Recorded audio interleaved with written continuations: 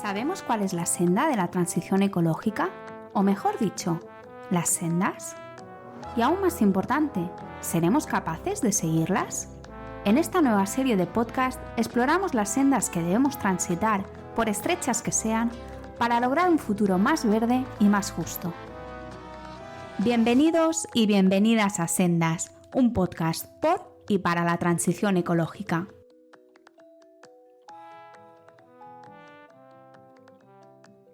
Buenos días, buenas tardes o buenas noches. Soy Pablo Rodríguez Ros y hoy tenemos con nosotros en Sendas a Miriam Leirós. Miriam es maestra de primaria y trabaja con proyectos medioambientales en la educación reglada desde 2014. En la actualidad coordina el proyecto Teachers for Future o Profesores para el Futuro. También ha escrito un libro de cuentos medioambientales y colabora con el Asombrario Público y el Diario de la Educación en temas de educación ecosocial. Hola Miriam, ¿qué tal? Hola, ¿qué tal?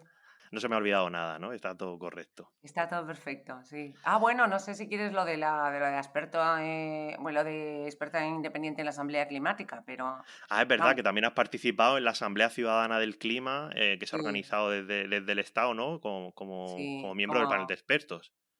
como experta independiente, sí, efectivamente.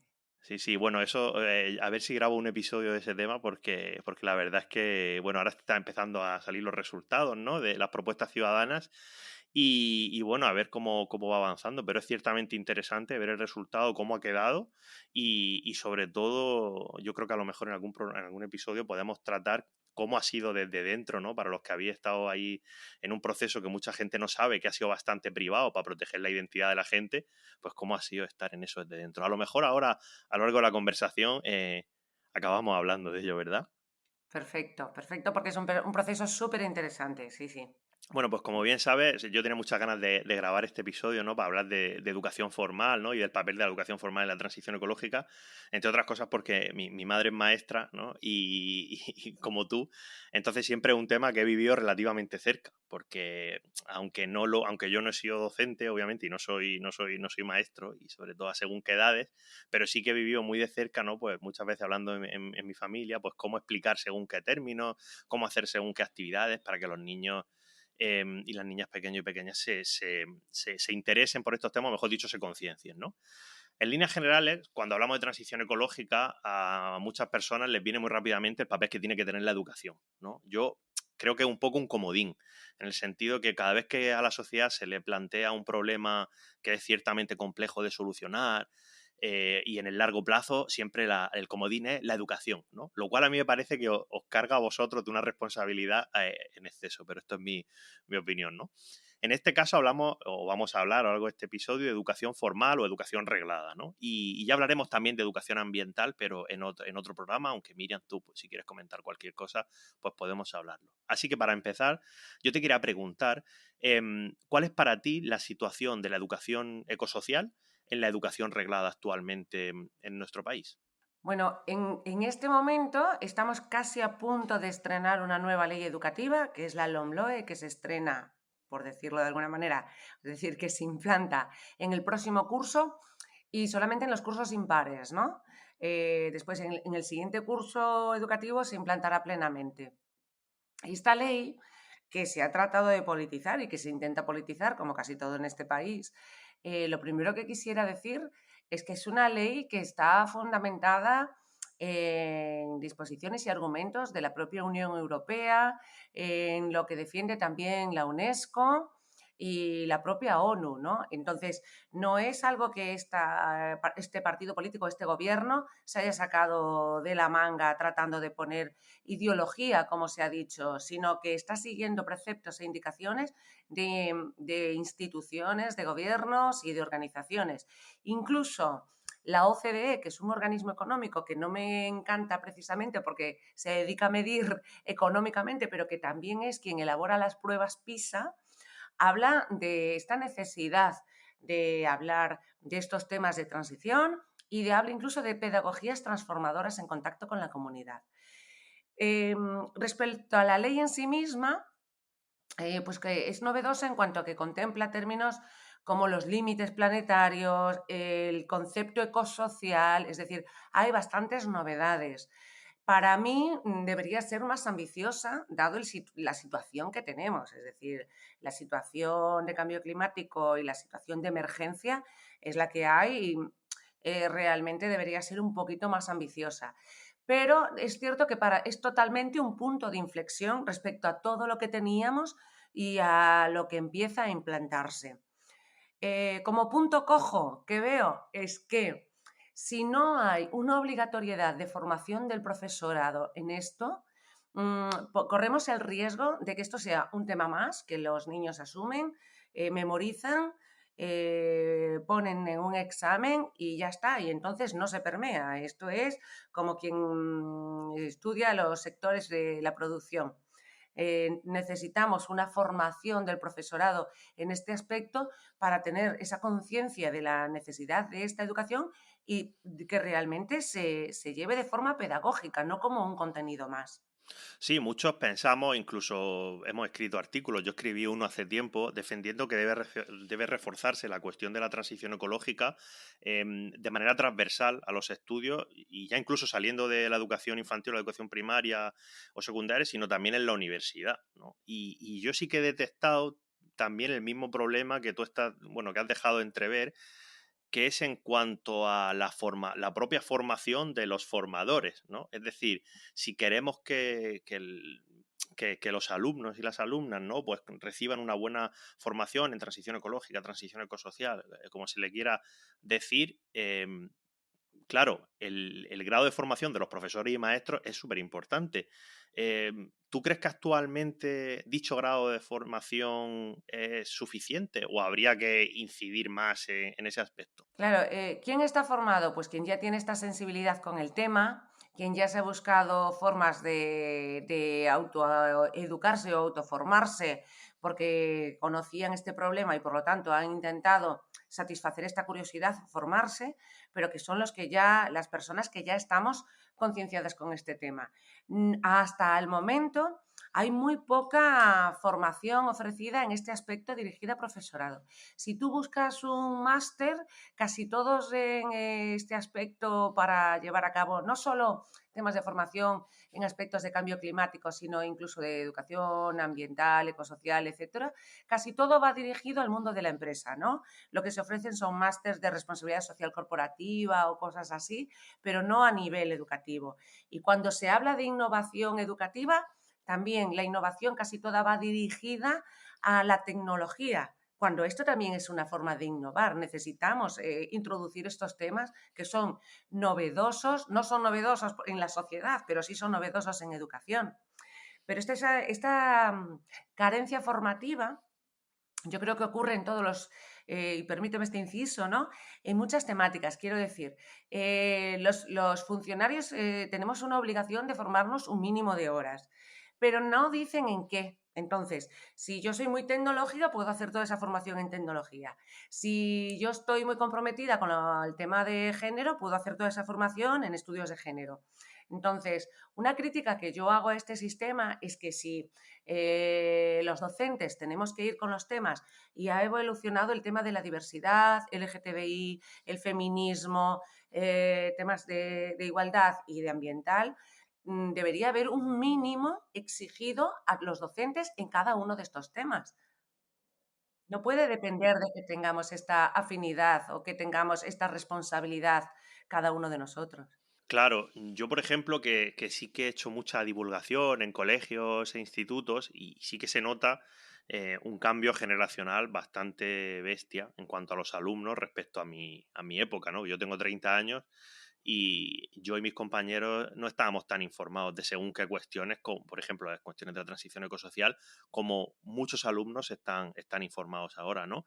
Y me ha pasado alguna vez de ir a dar alguna charla o a hacer algún taller, ¿no? Así voluntario, y ver lo que tú dices, ¿no? Que hay profesores que tienen un grado de conocimiento que la verdad es que asusta del nivel que tienen, porque yo digo, madre mía, pero ¿cómo sabe esta persona tanto? Claro, y sabe tanto por lo que tú dices, porque es un tema que le preocupa muchísimo y como le preocupa muchísimo, por pura vocación y puro interés individual, se ha formado en eso para reforzar esa línea. Pero claro, luego te encuentras otros que esto te lo cuento porque me ha pasado incluso de alumnos corrigiendo en estos temas a profesores. O sea, a profesores diciendo algunas cuestiones relacionadas con el cambio climático, etcétera, etcétera, y alumnos que se levantan y dicen, oye, esto no es exactamente así, profesor, tal, y es una cosa que a mí me alucina, ¿no? Se ve esa brecha, que es una brecha que yo creo que lo que tú planteas es que existe dentro del propio profesorado. Y en esta línea, y como decíamos al principio, tú perteneces a Teachers for Future, ¿no?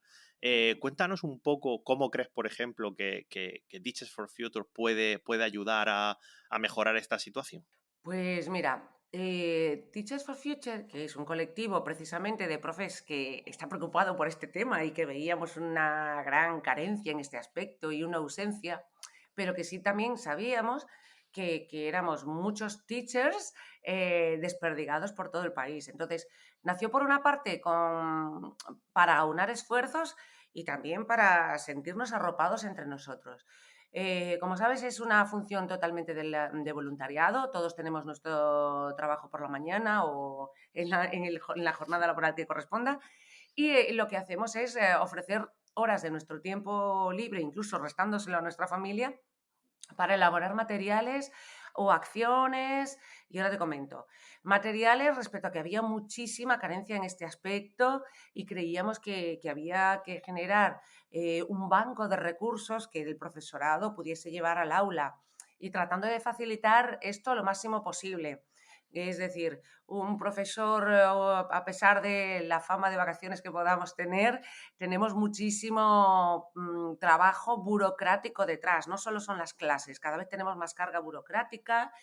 Y bueno, respecto a los problemas que tenemos en educación, le dedicamos otro episodio, pero eh, hay mucho más de lo que se ve a simple vista. Entonces tratábamos de hacer materiales como muy elaborados y muy masticados, de manera que cualquier persona que tuviese este interés lo pudiese descargar y llevarlo al aula y ya para poner en marcha. Esto requiere muchísimo tiempo, ¿no? Porque además teníamos que hacerlo relacionado pues, con las competencias educativas, argumentarlo en base a la legislación, todo, no solamente que pareciese algo de tipo ideológico, sino todo con todo el rigor que merecía el tema. Y luego, por otra parte, lo que hemos organizado son charlas. Por ejemplo, hemos organizado un ciclo de charlas formativas que se podían incluso ver por la mañana, de manera que si un profesor de la materia que fuera quería escuchar cierto tema, lo sabía con tiempo y podía proyectarlo en su aula. En este aspecto, un compañero, Ángel Silvente, se ha preocupado de ir buscando diferentes temáticas y tuvimos este ciclo de charlas. Damos muchísima divulgación, todo lo que podemos.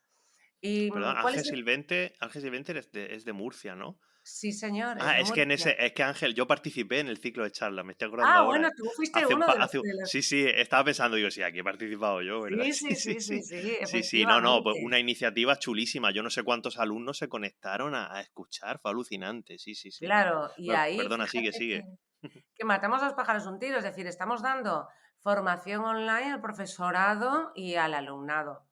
Estamos intentando también dar formación. Tenemos previstas hacer charlas y seminarios. Muchas veces esto lo hacemos con colaboraciones con otras personas, pero sí que o con otras asociaciones. Sí nos gustaría dar más formación. ¿Cuál es el problema que nos encontramos? Que claro, si nosotros tenemos que hacer una serie de formación reglada para puntuarnos porque nos lo exigen y tú dedicas ese tiempo y Teacher se da su formación pero que no podemos certificar de manera oficial, nos encontramos en esta dicotomía que la gente tiene que elegir. Lo que nos gustaría sería encontrar una vía para que nuestras charlas o nuestra formación, nuestros seminarios o nuestros cursos puntuasen de manera oficial, para que la gente no tenga que verse eligiendo a qué dedica su tiempo, porque como te decía, en la parte formal hay muy poca temática de formación en este aspecto, casi todo dirigido a empresa o máster, y a lo mejor hay profesorado que se quiere formar, pero no necesita hacer un máster o no necesita algo que le exija tantísimo tiempo, ¿no? Entonces ahora estamos un poco buscando vías de comunicación, de divulgación y de formación que puedan tener, digamos, este carácter oficial para que la gente pues ahorre tiempo y pueda formarse en este aspecto. Claro, yo respecto a la formación, hay un aspecto que a mí me parece muy crítico, que es y sin ánimo de ofender a nadie, pero es el tema de la edad, ¿no? O sea, la ciencia y sobre todo una cuestión como el cambio climático, la crisis climática, es una ciencia que ha avanzado rapidísimo en los últimos años y que está llena de novedades, y hace relativamente pocos años ni siquiera se estudiaba cuando tú hacías tu carrera universitaria de magisterio, por ejemplo. Es que ni siquiera se estudiaba, o se estudiaba como un recuadro. Yo me acuerdo vamos, yo estudiando en los 2000 la ESO, que en mis libros de la ESO, que todavía hace poco vi uno, el cambio climático era un cuadro en un capítulo que ponía ¿quieres saber más? Y salía un cuadro, ¿no? El cambio climático está no sé qué, pero un cuadrito, o sea, ni siquiera era un capítulo de un libro, ¿no? Y claro, eso te estoy hablando yo como alumno, claro, gente que se formó a nivel universitario, por ejemplo, en magisterio, que os formáis en cuestiones de medio ambiente, sí que os formáis, pero claro, esta cuestión, al ser tan nueva, hay mucha gente que directamente pues no se ha formado nunca. De hecho, por ejemplo, mi madre muchas veces me lo dice, me dice, es que estos son términos, conceptos que yo es que no había escuchado en mi vida hasta hace poco, y porque tiene un hijo que es muy pesado, pero si no, seguramente tampoco lo sabría, ¿no? Entonces, yo coincido totalmente, y me parece que es un problema, que va más allá del cambio climático y que se mete en otras temáticas, como por ejemplo determinadas crisis o problemas ambientales. Yo trabajo parcialmente con el tema del Mar Menor en la región de Murcia, y ahí, por ejemplo, Teachers for Future está haciendo una labor buenísima, vamos, buenísima desde el punto de vista de intentar explicar por qué sucede este problema, qué soluciones pueden tener, que es una labor que deberían de estar haciendo los poderes públicos, que, bueno, básicamente las comunidades autónomas, porque las competencias en educación prácticamente están transferidas en su totalidad a las comunidades autónomas, ¿no? Y son ellas quienes deciden gran parte de los contenidos y tal. Entonces, claro, este tipo de cuestiones que no se abordan desde la educación formal, desde el punto de vista estricto, porque es verdad que no salen por ahí, por ejemplo, el tema del Mar Menor, pues no sale ahí en el BOE que hay que hablar del Mar Menor, ¿no? Pero, claro, si no se habla, no tenemos esperanzas en que esos niños y niñas luego en un futuro puedan solucionar las cosas también, pues es que si no se les explican las cosas, van a seguir cometiendo los mismos errores que hemos cometido nosotros, o eso pienso yo. Sí, totalmente. Totalmente. O sea, la labor que tenemos o que creemos que también es una de las funciones que queremos hacer, ¿no? Y por eso también somos muy activos en redes sociales, es porque creemos que este tema, aparte de estar en la educación formal, como digo, llevado a las aulas y mediante la formación de los docentes, creemos que hay una necesidad imperiosa de que sea un tema del que se hable todos los días, porque estamos en un problema bestial. Por supuesto, la inflación, no digo que sean otros temas, pero parece que el tema del cambio climático ha quedado ensombrecido, claro, por una pandemia, por una guerra de Ucrania y por otros temas que están, por supuesto, muy en boga, pero que no han hecho desaparecer el cambio climático. Esto sigue ahí, está ensombrecido por otras noticias más, no sé si decir urgentes, porque el cambio climático también es un tema para abordar urgentemente, ¿no? Entonces, una de las funciones que nos hemos tratado, nos hemos impuesto, por decirlo de alguna manera, es que esto sea un tema del que se siga hablando en redes sociales de la manera que sea, y que hay un problema ambiental con el Mar Menor, hay unas olas de calor que cada vez son más frecuentes, hay una reducción de tierra fértil que va a producir una carencia de alimentos.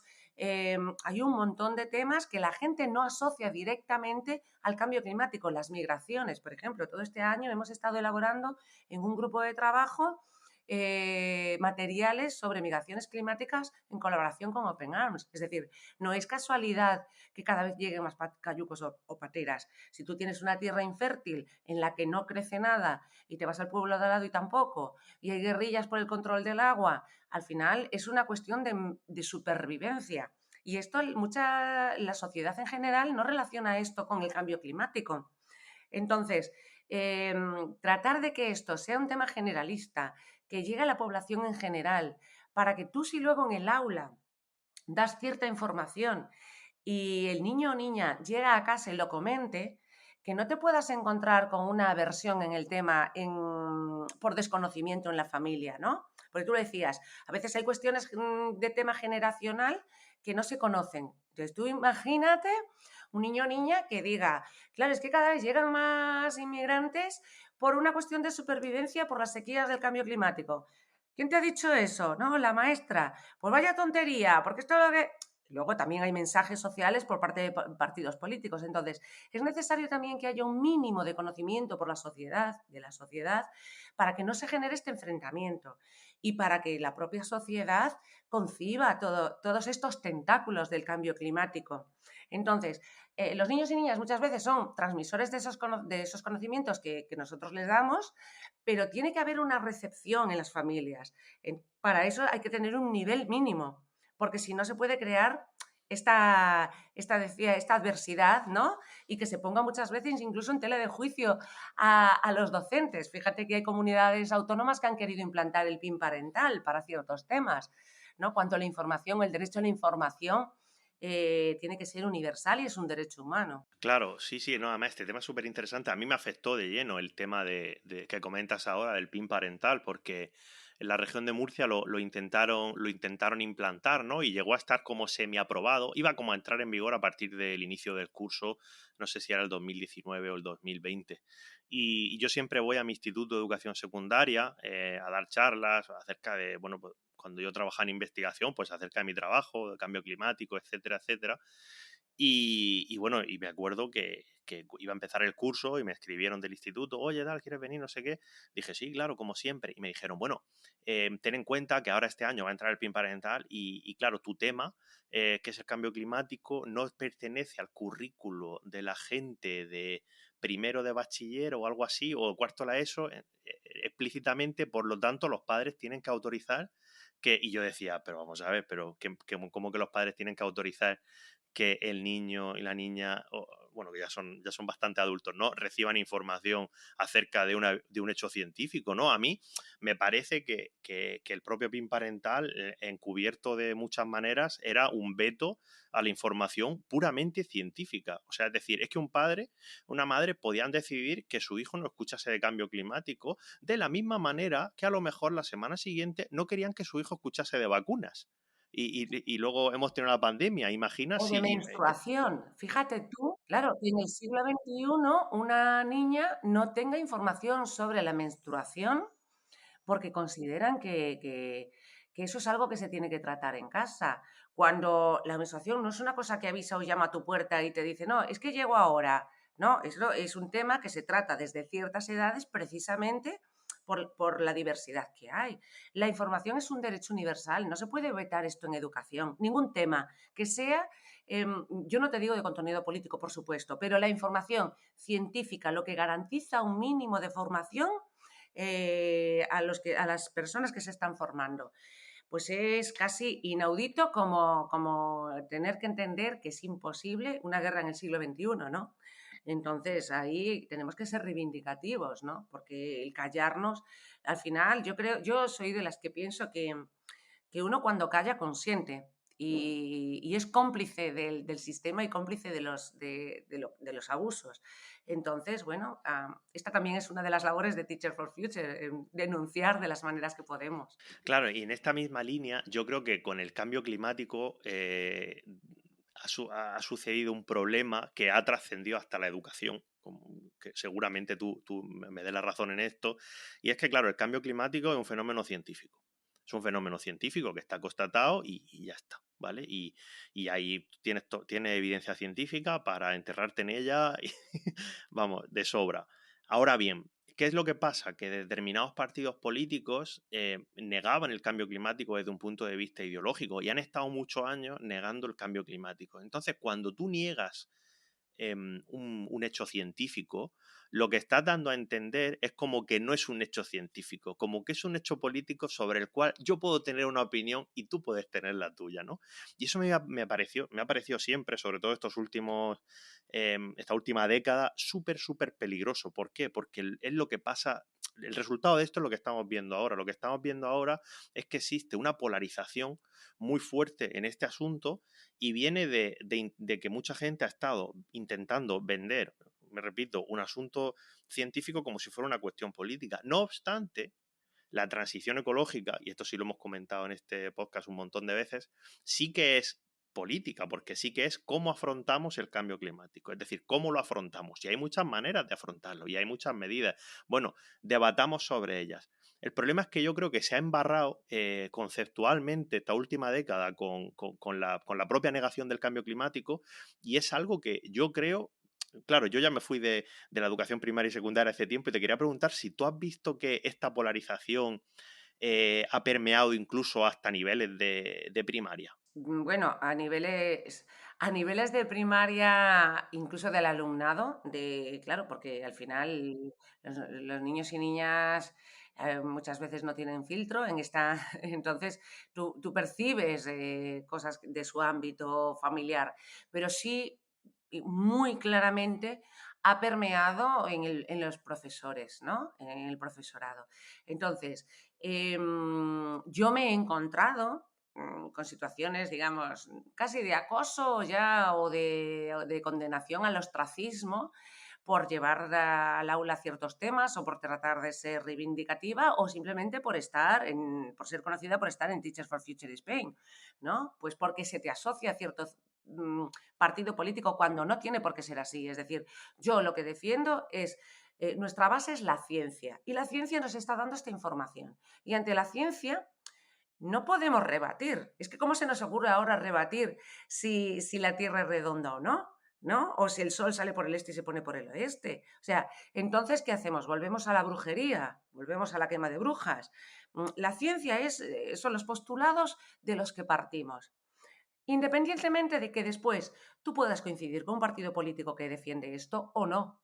Pero no podemos evitar o no podemos eliminar el cambio climático o estas ciertas reivindicaciones de las aulas.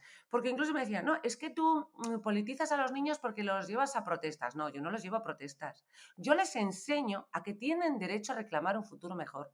Lo mismo que cuando es el día del autismo, reclamamos atención para las personas con autismo.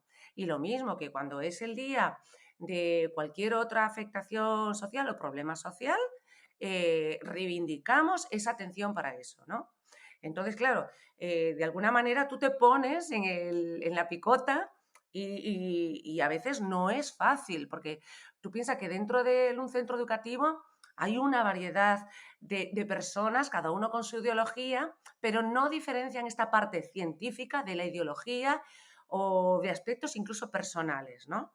Y bueno, yo he tenido momentos malos, te lo confieso, a nivel profesional, momentos muy malos, bueno, que, que ya te contaré, pero que sí, y que ser consciente de que no he sido la única. O sea, Teachers también trata de ser este paraguas arropador. Pues por eso, porque se ha tratado de polarizar todo esto en el aspecto, y ya no solo en el tema de cambio climático, no puedo, por esta parte de formación profesional de educación, no puedo evitar ver que se ha perdido el respeto y el diálogo, ¿no? Que el diálogo siempre es confrontación. Se ha perdido este carácter de la conversación, de intentar compartir puntos de vista diferentes para aprender el uno del otro. Todo se lleva a la confrontación, a la polarización total.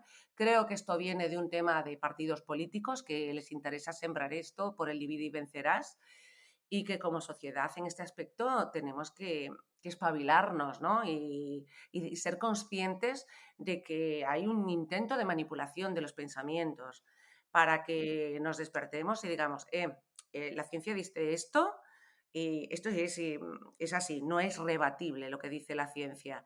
Y independientemente de lo que piensen los demás o de los titulares fáciles que puedan decir los demás, el conocimiento y la ciencia es lo que es.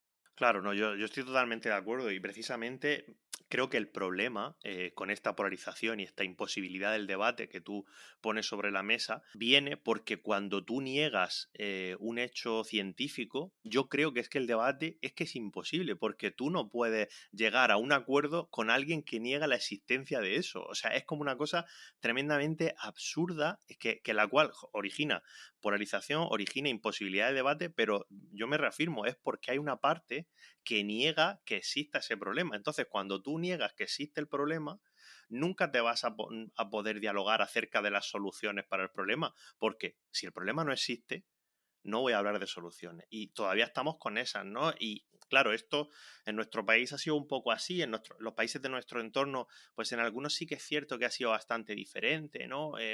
Sobre todo a lo mejor países que han tenido gobiernos conservadores o muy conservadores no han negado el cambio climático, como por ejemplo puede ser Alemania con Angela Merkel, Reino Unido, que hicieron la primera ley de cambio climático, etcétera, etcétera. Pero una cosa es la ciencia y otra cosa es cómo tú afrontas políticamente esa información que te está dando la ciencia. Y ahí sí que nos podemos sacar la navaja y empezar a cuchillarnos unos a otros. Pero lo que no puedes negar es que hay un problema y que hay que afrontarlo. Entonces, claro, yo creo que ahora ya estamos empezando a ver que ese debate o ese diálogo creo que es más posible y es más fácil porque la inmensa mayoría, hablando a nivel político, como tú hablabas, la inmensa mayoría de los partidos políticos no niegan el cambio climático. Entonces, en nuestro país me refiero, ya sea, aunque haya unos que van ahí un poco a su bola, pero como esos niegan cualquier cosa, da absolutamente igual. A ver si un día se niegan a sí mismos y también desaparecen, pero esa gente da igual, ¿no? Pero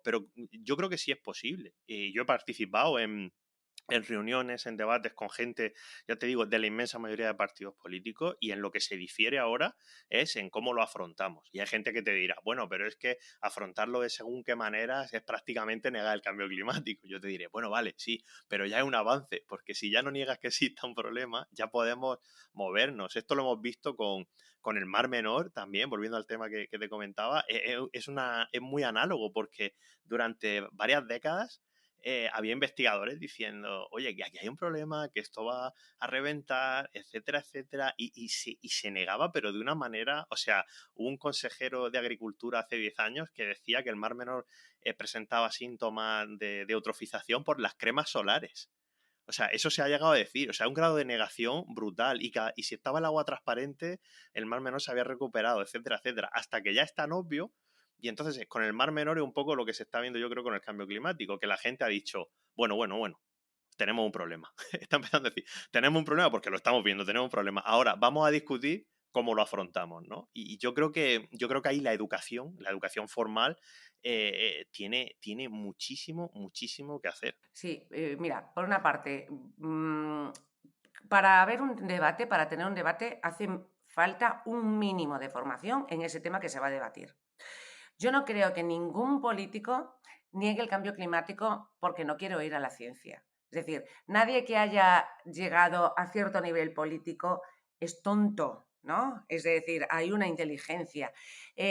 Otra cosa es que se quiera negar por motivos políticos o ningunear por motivos políticos, pero son conscientes de lo que ocurre. Lo que pasa es que transmitiendo una información contraria van con ciertos postulados políticos y es más fácil a lo mejor manipular o ocultar un tema que puede tener repercusiones políticas y económicas, porque la transición para la lucha contra el cambio climático también es cierto que es un tema peliagudo por la dificultad que entraña en sí mismo y que además a la sociedad en general los cambios, bueno, esto que se habla de la zona de confort, ¿no? Emprender cambios nunca es fácil.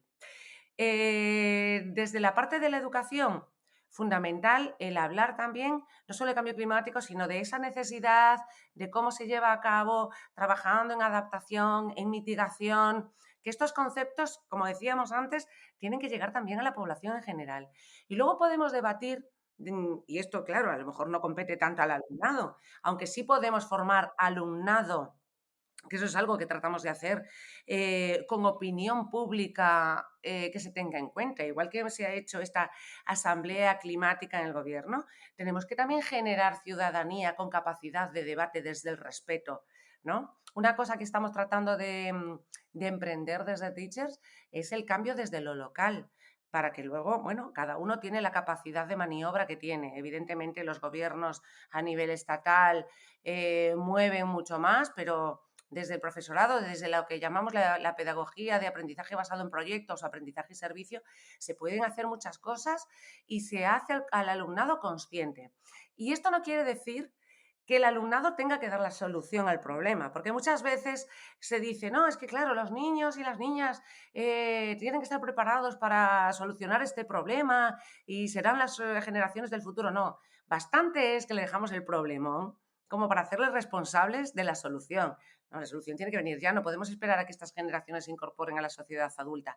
Pero sí que es cierto que podemos enseñar otras formas de ser ciudadanía, ¿no? Y que estos problemas no se sigan repitiendo y que pueda haber un debate, una propuesta de mejora, un compromiso con lo local para repercutir de manera global.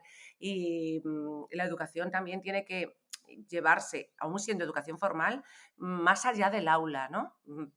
Traspasar esas fronteras arquitectónicas y ver qué tenemos en nuestro entorno y de la manera en que podemos contribuir. Claro, yo por eso te decía al principio de la conversación que para mí me parece un comodín el tema de la educación, porque es como, bueno, que se eduquen y ya llegarán ellos y lo arreglarán, que es gracioso porque es lo mismo que decían de mi generación y ahora veo a gente de mi generación diciendo lo mismo, ¿no? Y es como, bueno, esto hay que solucionarlo ya.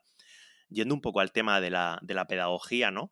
Que lo has mencionado ahora, yo te quería preguntar de cara al futuro, ¿qué formas de pedagogía relacionadas con la implicación en la lucha climática o ambiental crees que deberían implementarse? Creo que las clases magistrales, como habremos estudiado, bueno, pues yo, tú y la mayor parte de la población, porque años 80, 90, ¿no? En el que el profesor estaba ahí, daba su información, su discursito y libros de texto, tendría que estar superada.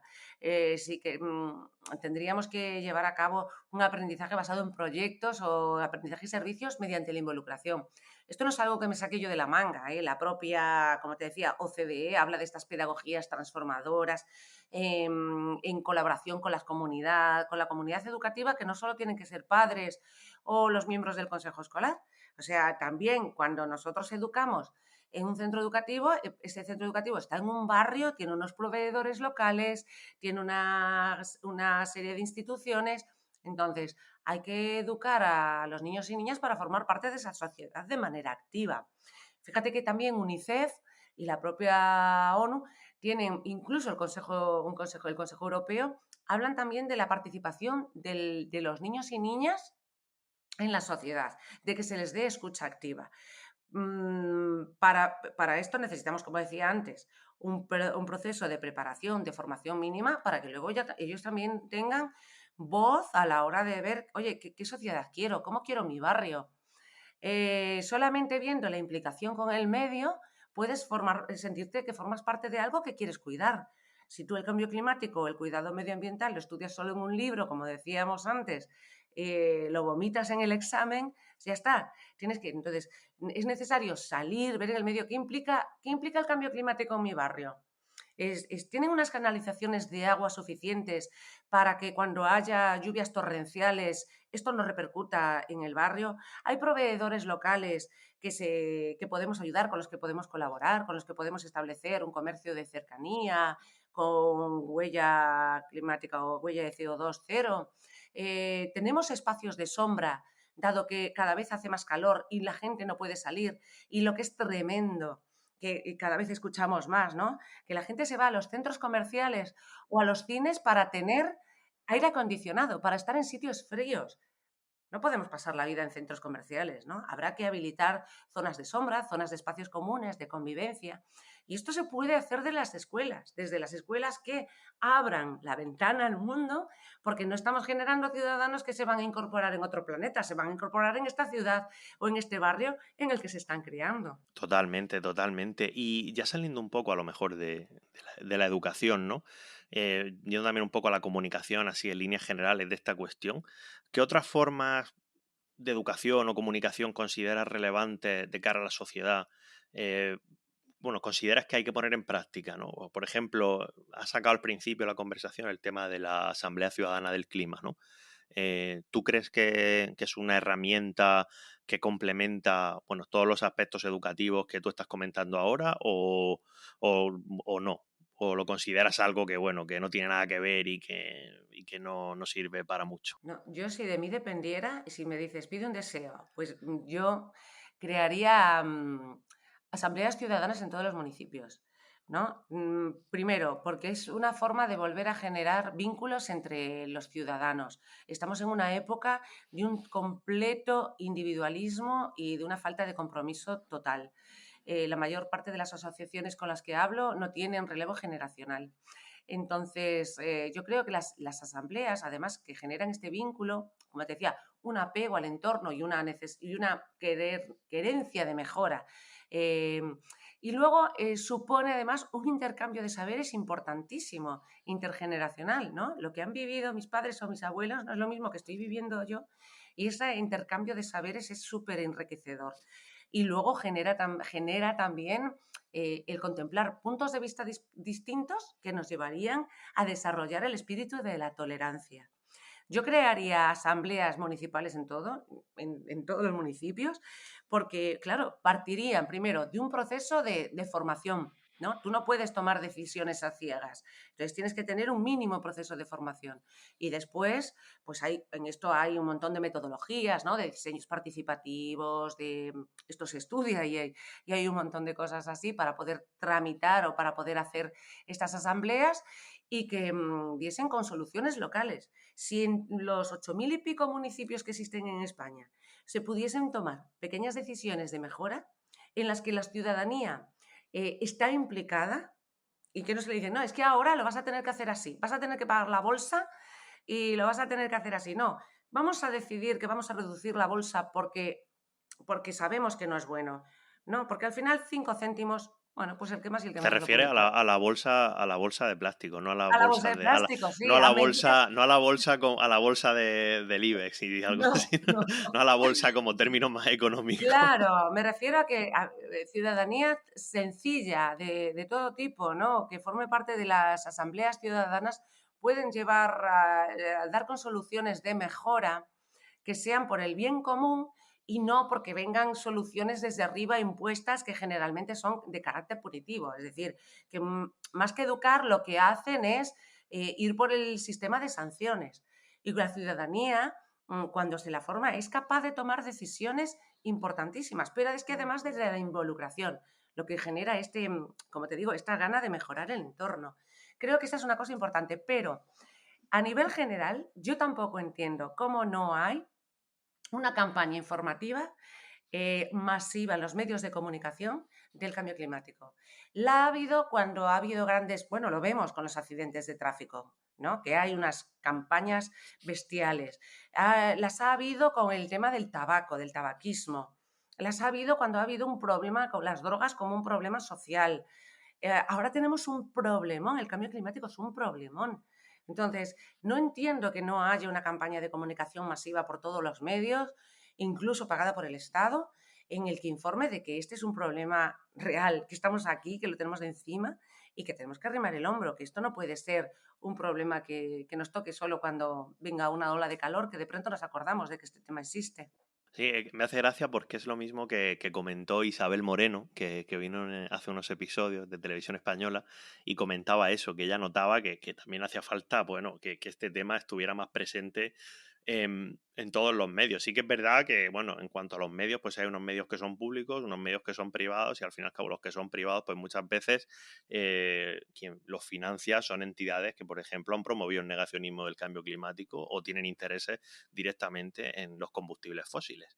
Por lo tanto, en esas cadenas seguramente sea más complicado, pero a lo mejor en las cadenas públicas sí que se puede hacer un esfuerzo mayor y en las cadenas también a nivel autonómico, ¿no?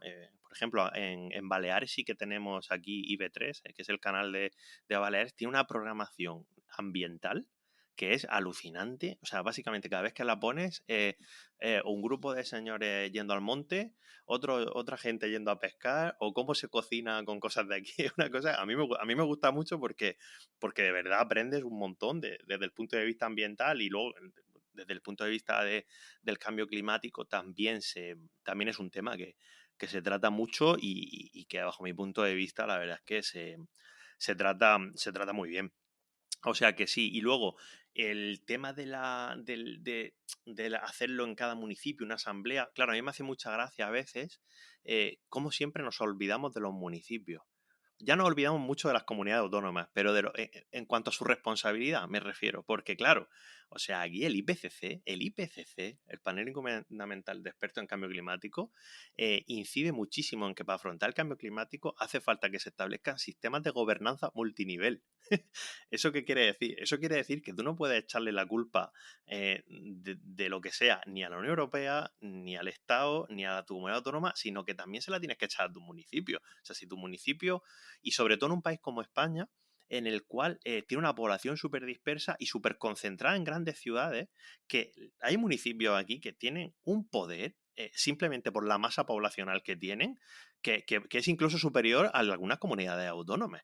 O sea, el Ayuntamiento de Barcelona, bajo mi punto de vista, puede hacer más por el cambio climático, bueno, a lo mejor no, seguro que La Rioja.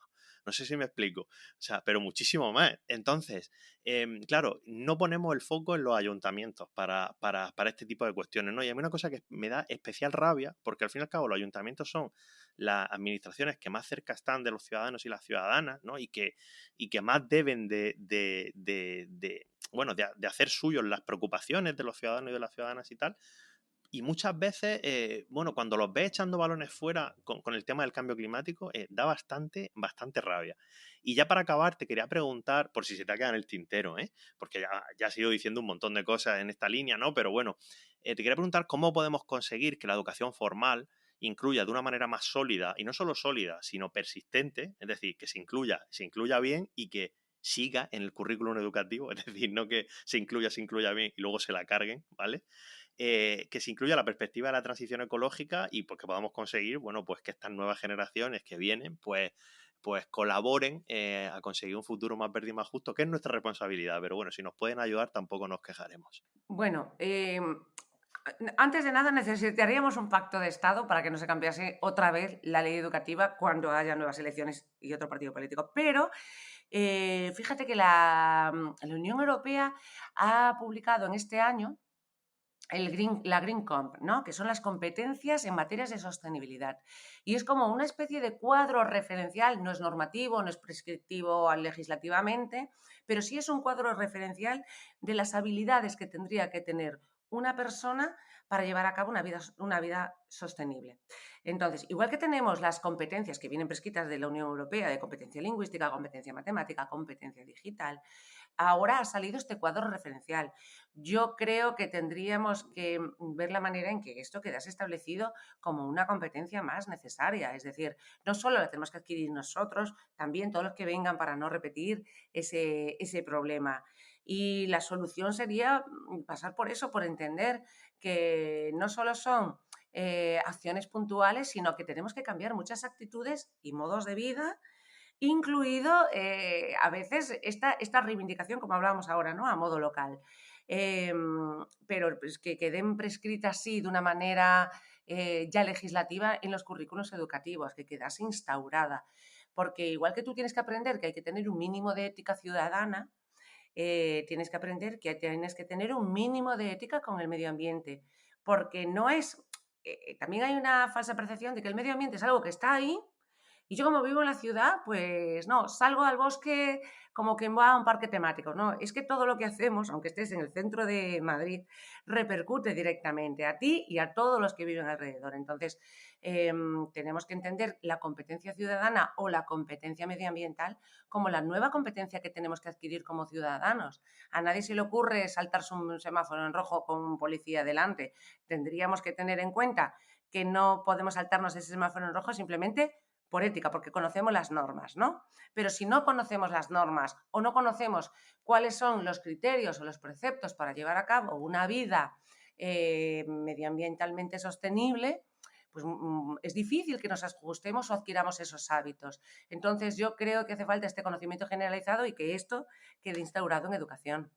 Muy bien, no, yo estoy totalmente de acuerdo. Y ya bueno, ya pasaríamos a ya sí que la parte final del programa, que yo intento, bueno, siempre que los invitados o invitadas que venís, pues recomendéis cosas interesantes para la gente, ¿no? Que nos escuchan, que yo, bueno, eh, espero que cada vez sean más. La verdad es que escucha bastante gente, va a ser un podcast tremendamente cutre. Y nada, yo siempre recomiendo primero, y luego ya te dejo a ti que te explayes todo lo que tú quieras.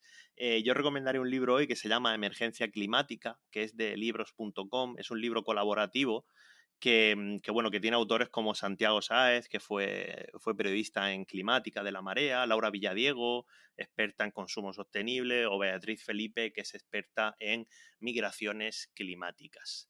Y no sé tú, Miriam, ¿qué te apetece recomendar? Pues yo no voy a recomendar mi libro como Paco Umbral, ¿vale? Que sepas que existe un libro de cuentos infantiles con perspectiva medioambiental que se llama Los secretos de los cuentos clásicos. Pero en este caso voy a hacer 2 recomendaciones, si me permites. Por una parte, quiero recomendar Muerte y vida de las grandes ciudades, de James Jacobs, y que habla precisamente de esta parte de municipalismo, ¿no? De recorrer las ciudades, de ver cómo ha sido construido un urbanismo, critica especialmente el urbanismo desde los años 50, que no ha tenido en cuenta las personas, ni los espacios verdes, ni los espacios de interacción ciudadana, y cómo tendríamos que empezar por el municipalismo, replanteando esos espacios de interacción y que no llamemos pulmones verdes, sino que el verde esté con nosotros permanentemente porque es necesario. Y por la parte que me toca de ser maestra, no puedo evitar hacer una recomendación infantil.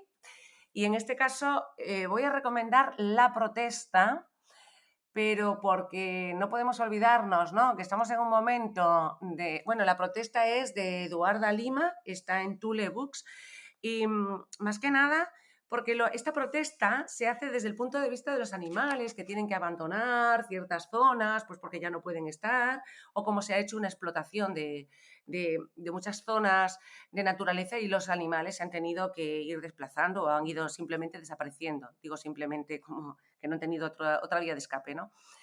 Y la protesta también venía por esto, ¿no?, de que a veces da la sensación de que estamos en una dormidera, de que ya esto lo solucionarán otros, ya inventarán algo, y que tenemos que hacer lo que esté en nuestra mano, y a lo que no podemos llegar, lo que no tengamos margen de maniobra, protestar para que los que tengan esa potestad lo hagan y lo lleven a cabo.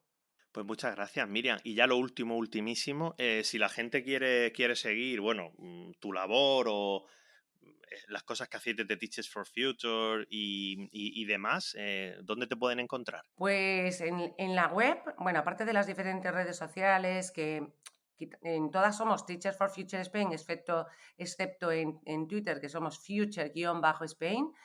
Y en la web se puede contactar mediante email. La web es www.teachersforfuturespain.org. Y que hay muchas formas de colaborar y de unirse y de aportar, y que estamos abiertos a todo tipo de colaboración. Bueno, pues ahí queda dicho. Y nada, por mi parte, muchísimas gracias, Miriam, por haber estado aquí. Pues a ti darte las gracias también por dedicar tiempo a este tipo de espacios que hace muchísima falta. Enhorabuena. Muchísimas gracias. Seguiremos en ello. Hasta luego. Hasta luego. Ya puedes escuchar Sendas en las principales plataformas de podcast y no olvides seguirnos en @sendaspodcast en Twitter e Instagram.